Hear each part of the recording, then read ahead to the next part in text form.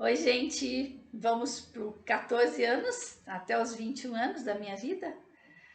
Tomara que você receba aí também alguma revelação, que através da palavra, né, da conversa, o Espírito Santo consiga tocar o teu coração, porque aqui tem propósito, viu? Essa história que eu tô contando é para, no final, te oferecer um trabalho digno, maravilhoso de libertação de alma, de mente, para que você nunca mais sofra os processos do pai da mentira, que é o diabo. Inimigo do meu pai é inimigo meu também. Amigo do meu pai é amigo meu. Então, o diabo para mim é totalmente adversário. E eu conheci ele num processo da minha vida que depois você vai ver na continuidade. Até o 9º capítulo eu tenho muita coisa para contar. Eu me chamo Eliane Kovaleski. Se você quer saber um pouco mais dessa história que eu estou te falando, no @Eliane Kovaleski, você me encontra no YouTube e ali tem a minha fase dos 0 aos 7 anos, tem a fase dos 7 aos 14 anos e hoje eu estou indo para a fase dos 14 aos 21 anos. São 3 fases da nossa vida que a gente acumula muita informação que vem da natureza humana. Ou seja, eu estou colocando meu pai e minha mãe aqui e eu aqui. Estamos todos de cabeça para baixo. Eliane, mas por que você colocou a cabeça para baixo? Não estou entendendo. Se você buscar o primeiro capítulo e o segundo capítulo, você vai começar a entender melhor. Mas eu só vou dar assim para você uma ideia de que o diabo, ele está aqui na terra. Ele toda a legião das trevas para levar a nossa mente, que é a nossa alma junto, para com ele depois no final da vida. Só que isso é real, está escrito na palavra de Deus. Mas eu não conhecia a palavra. Ninguém da minha família também conhecia. Nós éramos religiosos e vivíamos só num conceito cultural, né, num sofismo, num paralogismo, enfim, acreditando naquilo que a gente estava vendo, né? Cadê a fé? Aquela fé que faz você acreditar sem duvidar. É só na palavra que a gente vai fazer isso, né? Então, eu estou usando uma palavra, inclusive, que é 1 Samuel 7, versos 12, que diz assim: até aqui nos ajudou o Senhor. Até aqui. Amanhã eu não sei, mas até aqui ele nos ajudou. Por quê? Porque nós estamos querendo a ajuda dele. Então, enquanto você pensa que você não está sendo vista por ele, ou visto por ele, ele está te olhando. Porque ele é onipresente, onipotente e onipotente e onisciente. Então ele tem a ciência de tudo, ele tem a potência de tudo, ele tem a presença dele dentro de nós. Você sabia disso? Se você sabe, ótimo. Eu quero que ainda te alertar mais coisas. Agora, se você não sabe, fique atento, porque eu vou te falar tudo o que eu aprendi com meu pai, Deus, Pai, Filho e Espírito Santo. Então, eu vou te contar aqui a minha história dos 14 aos 21, sem a presença de Deus na nossa casa, na nossa família, sem o conhecimento da palavra e a instrução de Deus. Então, envolve aqui o consciente já, que nós já estamos com 14, 21 anos, já tem consciência de tudo que aconteceu. Então você pode buscar, inclusive, conhecer mais sobre tudo que você tem de dúvidas, buscando a tua origem, né, familiar. Foi o que eu fiz também, que eu já mostrei aqui no primeiro e no segundo capítulo. A origem familiar, quem eu sou, quem são meus pais, meus avós, meus bisavós, é importante saber. Até o nome deles também é importante. Por quê? Porque Deus chama a gente pelo nome. E quem será que foi minha avó, meu avô? Eu conto lá na minha primeiro capítulo que a minha avó paterna, nem meu pai conheceu, porque ele tinha 3 aninhos quando ele perdeu a mãezinha dele no circo com uma bala perdida. Os meus avós maternos, eu também não os conheci, então eu não tive referência de avós, né? Mas eu fui buscar conhecer a partir do momento que você já tem uma idade e que você quer, de alguma maneira, ser aquilo que Deus quer que você seja. E eu tinha essa certeza que eu não tinha nascido só para minha mãe. Lembra que eu também comento isso no segundo capítulo, se eu não me engano, que a minha mãe tomou posse de mim. Era um amor possessivo, era um amor doentio, era um amor que sufocava. Então, aos 14, aos 21, eu estava assim muito presa. E eu sempre fui muito de buscar questionar as coisas. Mas como nós não tínhamos a palavra, tudo que eu perguntava não vinha palavras que me acalmasse o coração, me desse paz, né?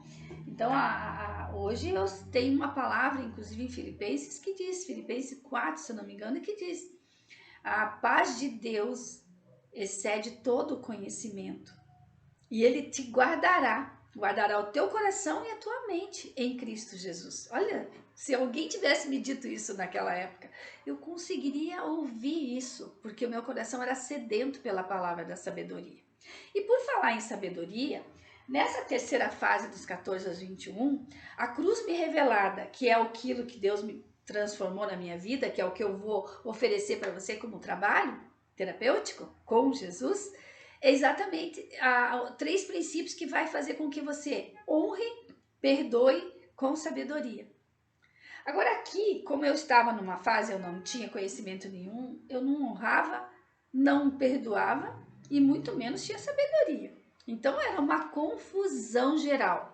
Acabei tendo um envolvimentozinho de uns namoricos que meu pai não gostava, mas a minha mãe até dava uma cobertura. Fiquei lá sofrendo os processos emocionais, até que de repente eu mesma resolvi terminar a tal do namoro, que nunca foi namoro. Graças a Deus eu não me entreguei fisicamente para essa pessoa. Mas eu queria até para o convento, de tão triste que eu fiquei. Eu estava assim, me sentindo solitária. Vou para o convento. E eu tinha isso comigo. Deus acho que cuidou tanto de mim, sabe? Que era sempre, eu tinha uma igreja perto da onde a gente morava. Então eu achava que na igreja, eu indo para um convento, eu ia viver uma vida de paz, né? Enfim. Mas eu fui, até acharam graça. Imagine você lá no convento, você vai revolucionar, porque você não tem jeito, você grita, você isso, você aquilo. Enfim, gente, era um tormento. Mas Deus é pai, né? Eu acabei com 17 anos encontrando um rapaz que me amou. E me amou, diz ele que foi à primeira vista. E realmente, eu acho que foi mesmo. Porque até hoje nós estamos juntos. Então, desde os 17 anos, apareceu alguém para ficar comigo e começamos a namorar. E esse rapaz aqui, o nome dele é Hamilton Luiz, mas eu o chamo de Tinho. Esse rapaz aqui, olha, meu pai se apaixonou por ele. Foi incrível. Foram 2 anos, de 76 a 78, que meu pai namorava mais ele do que eu. Mas ele também, tá? Tinha cabecinha também, do mesmo jeito que eu. Por que, Eliane? Porque também, dentro do processo da vida, os pais dele também não tinham a leitura da palavra, a instrução da palavra, ou seja, ele também veio de uma religiosidade. Mas nós não vamos falar sobre isso, nós vamos falar sobre a minha história de vida com ele. E aqui, desde os 17 anos, Deus uniu esse casal. E a gente ficou 4 anos namorando. Então era tão interessante, porque naquela época era telefone ainda. Quando ele ligava para falar comigo, meu pai batia no meu ombro e como que dissesse, deixa eu falar com ele. E era assim, ele apaixonado pelo meu marido hoje. 43 anos nós temos de casado. Vai fazer agora dia 20 de setembro desse ano de 2023. Em suma, gente, ficamos 2 anos namorando, só que eu tive uma perda imensa aqui. Eu perdi meu pai. Foi terrível a morte a separação do meu pai na minha vida. Eu tinha meu pai como meu protetor, como meu provedor, e eu tinha ele como um destino mesmo, porque ele era uma pessoa que eu comento lá no segundo capítulo, que ele era uma pessoa que servia muito, ele facilitava muito a vida das pessoas, da família, da parentela toda, que você vai ver lá no segundo. E eu tinha ele como exemplo, porque o meu coração era muito parecido com o dele. Mas como eu tinha minha mãe, que tinha um poder aí dentro de um processo demoníaco, por ela também ser frágil, E nós não estamos falando da pessoa, nós estamos falando das dominações, das legiões que existem malignas aqui. E se você duvida, eu vou dizer para você, não duvide, porque se você duvida, fica mais fácil ainda para você ser levado pela conversa da malignidade. Porque em Efésios 6 diz que não são os seres humanos, mas são as dominações. Então vai lá na Bíblia, dá uma lida, porque isso é verdade. Mas eu não vou falar sobre a palavra, porque aqui eu estou comentando só sobre a minha história dos 14 aos 21.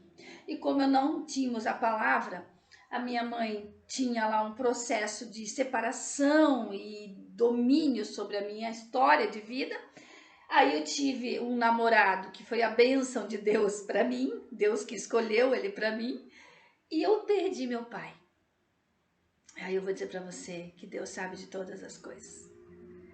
E eu não sabia como viver sem meu pai, né? Aí eu fiquei mais triste ainda. Mas como eu tive uma pessoa do meu lado que me amou muito, e eu também, pelo jeito dele, pela forma como ele me tratava, foi surgindo aí um amor que depois, nos próximos capítulos, eu vou contar para você um pouco mais da nossa história, dos 21 aos 28 anos. Mas aqui foi irreparável. Ele estava voltando para almoçar em casa, né? Estava numa outra fase da vida, inclusive estava indo numa fase muito boa, né, da vida, mas ele teve vários processos dele, pessoal, onde roubaram o caminhão dele, onde ele perdeu muito dinheiro. Eram processos demoníacos na vida da minha família. E eu não entendia por que isso acontecia, se meu pai era tão bom, a minha mãe também era muito boa mãe, mas tinha aquela coisa do egoísmo, né, daquela amor doentio, né, era muito emocional. Então foi exatamente nessa fase do emocional. A gente não aprendia a honrar, não aprendia a perdoar e não aprendia a ver tudo isso com a sabedoria de Deus. Porque o elemento principal é a sabedoria dentro de nós. Mas se nós não temos a palavra de Deus, a palavra do demônio, ele tem força sobre a nossa mente, sobre a nossa emoção. Porque a nossa alma é dividida. Então, se eu potencializo as coisas que vão acontecendo em minha vida, eu não vou discernir entre o bem e o mal através da palavra de Deus, a tendência é eu acumular mais malignidade nos meus pensamentos. Então, eu não estou falando aqui de terapia que vai fazer você se libertar da alma no sentido de ser feliz. Não, eu estou falando de uma terapia com Jesus. Por isso é com Jesus. O futuro é você observar o caráter de Jesus e se ater àquilo que está escrito no Novo Testamento, como ser um filho de Deus. Aí você nunca mais valida o mal na tua mente. A natureza humana não tem valor mais sobre a tua natureza espiritual. Porque você tem muito mais valor no espírito do que no corpo. O corpo ele tem prazo de validade. O meu pai, com 59 anos, Deus chamou. O que acontece com meu pai, eu não sei. Também não interessa saber. Mas a gente tem que cuidar da nossa alma. Porque a nossa alma está no risco.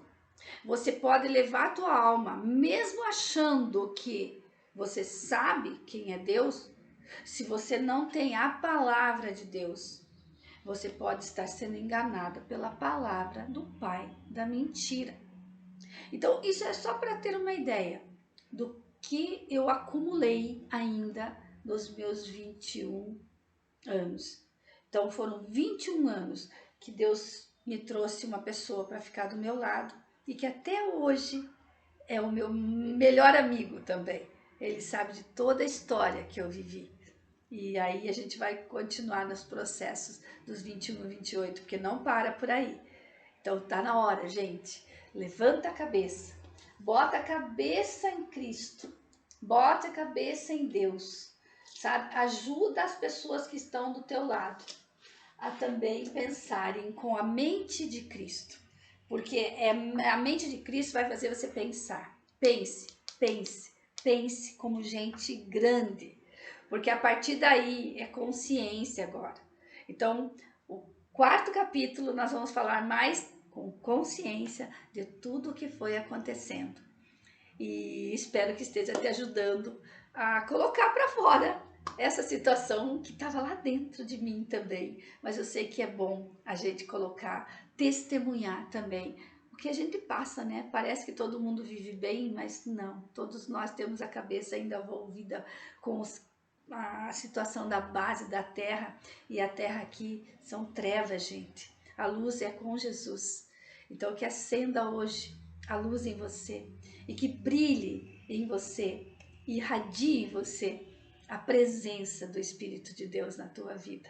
Desde já eu profetizo isso na tua vida, assim como está sendo na minha, seja na tua também. Até daqui a pouco. Tchau, tchau.